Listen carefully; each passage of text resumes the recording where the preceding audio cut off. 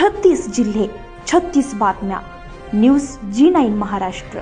उत्तर तुमच्या प्रश्नांची.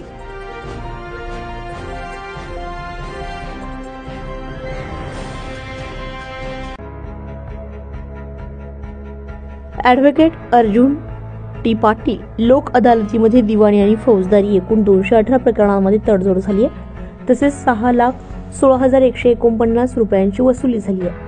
बोदवड येथील दिवाणी आणि फौजदारी न्यायालयामध्ये दिनांक 14 डिसेंबर 2024 रोजी सकाळी 10 वाजता राष्ट्रीय लोक अदालतीचे आयोजन सर्वोच्च न्यायालयाचे मार्गदर्शक तत्वानुसार करण्यात आले. यामध्ये झालेल्या कार्यक्रमात नागरिकांनी आपली प्रलंबित प्रकरणे यामध्ये दाखल करून तडजोडीतून न्याय मिळाला आणि पुन्हा नव्याने तुटलेले संसार आणि दुभंगलेली मने पुन्हा जोडण्याचं काम लोक अदालतीनं केलं, असं प्रतिपादन ॲडव्होकेट अर्जुन टी पाटील यांनी केलंय. विधी सेवा प्राधिकरण कायदा 1987 ही राष्ट्रीय लोक अदालत आणि यापूर्वीच्या लोक अदालतीचे प्राप्त यशावरून असं दिसून येत आहे की वैकल्पिक वाद निवारण केंद्रासोबत राष्ट्रीय लोक अदालत देखील विवादांचे निराकरण करण्यासाठी योग्य यंत्रणा आहे. विधी सेवा प्राधिकरण कायदा 1987 अंतर्गत राष्ट्रीय लोक अदालतीमध्ये तडजोड झाल्यानंतर उभयंतांच्या संमतीने लेखी तडजोड नोंद केली जाते. त्या आधारे अवॉर्ड पारित केला जातो. तो अवॉर्ड हा अंतिम असतो.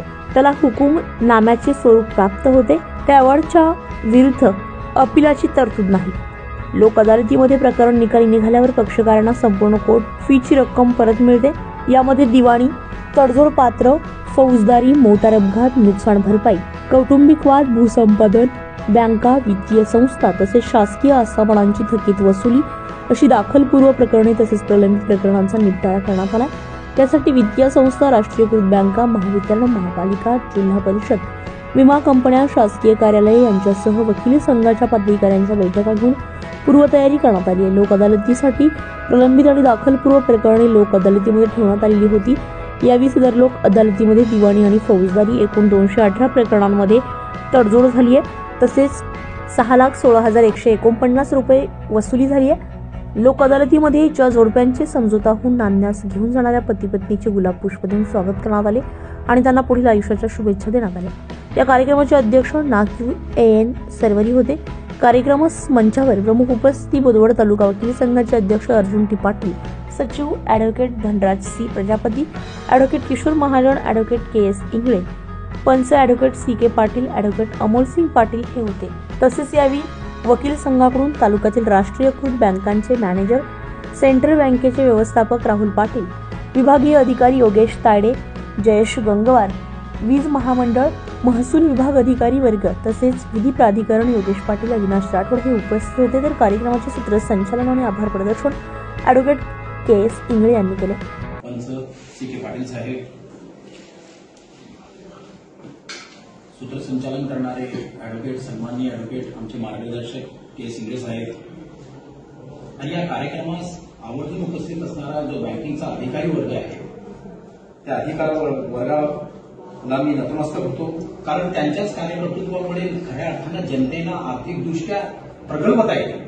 खऱ्या अर्थानं न्याय त्यांच्यापर्यंत give everything look for no return हे जे न्यायाचं प्रेमाचं तत्व आहे ते बँकिंगच्या अधिकाऱ्यांपासून दिसून येते.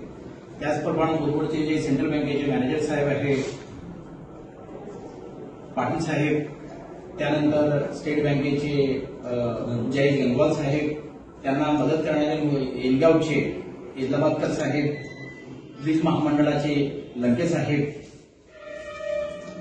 आपण सर्वांनी आणि एक प्रतिनिधीच्या स्वरूपामध्ये हे करणारे पक्षकारांच्या वतीनं पाटील साहेब, खरं म्हटलं म्हणजे लोक अदालत म्हटल्यावर हा लोकशाहीचा खऱ्या अर्थानं उत्साह आहे. अधिकारी वर्गांना जी रेग्युलर याच्यामध्ये जे अधिकार मिळत नाही ते लोक अदालतीने त्यांना प्राप्त होत असतात. त्याच पद्धतीने लोक अदालतीमध्ये पक्षकारालाही काही अधिकार प्राप्त होत असतात आणि जी न्यायाधीश मंडळी, पंचमंडळी इथं बसलेली असते त्यांना सुद्धा काही स्पेशल पॉवर्स जे आहे ज्याला आपण व्हेटो पॉवर म्हणतो त्या व्हेटो पॉवर्स यांना प्राप्त होत असतात. जास्तीचे अधिकार मिळत असतात. न्यायाधीश साहेब एरबी जे काही ऑर्डर करत असतात त्या ऑर्डरला चॅलेंज केलं जात असते वरच्या कोर्टामध्ये. परंतु आज जे काही अवॉर्ड पारित करणार आहे लोक अदालतीला त्याला कधीही कोणत्याही कोर्टामध्ये चॅलेंज केलं जात नाही.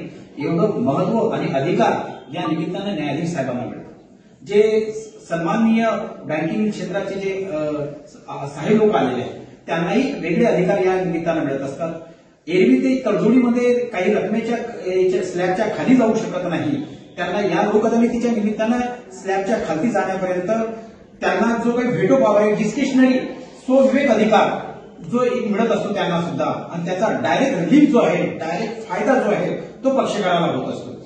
तर हा जे जास्तीचे लोकशाहीच्या याच्यामधून या लोक अदालतीमुळे जो कायदा केला गेला 1987चा लोक अदालतीचा कायदा, त्यानुसार जे काही फार मोठे अधिकार प्राप्त होलेले आहेत, या अधिकारांचा सर्वांनी जास्तीत जास्त उपयोग करून जास्तीत जास्त लोकांपर्यंत लोक अदालत आणि त्याचे बेनिफिट्स दिले गेले पाहिजे. आज मी सन्माननीय न्यायाधीश साहेबांनाही विनंती करेन की आज जे काही घरगुती फॅमिली मॅटर्स असतील, जे तडजोडीमध्ये भेटत असतील, अशा लोकांचं पुष्पगुच्छ देऊन न्यायाधीश साहेब स्वागत करणार आहेत. तर त्यामुळे त्या पद्धतीने प्रयत्न करणं गरजेचं आहे की जे बऱ्याच दिवसापासून नांदवायला जात नाही, फॅमिली वाद आहे, तसे लोक काही ज्या तडजोडीने केसेस निघतील त्याच्यामध्ये मी न्यायाधीश साहेबांना विनंती करेल की त्यांनी पुष्पगुच्छ देऊन तशा पक्षकारांचं स्वागत केलं पाहिजे आणि जास्तीत जास्त लोकांनी सहभाग घेऊन या आपला जास्तीत जास्त भेटू व्हावा. न्यूज जी9 महाराष्ट्रासाठी ईश्वरवाणी, जळगाव, बोदवड.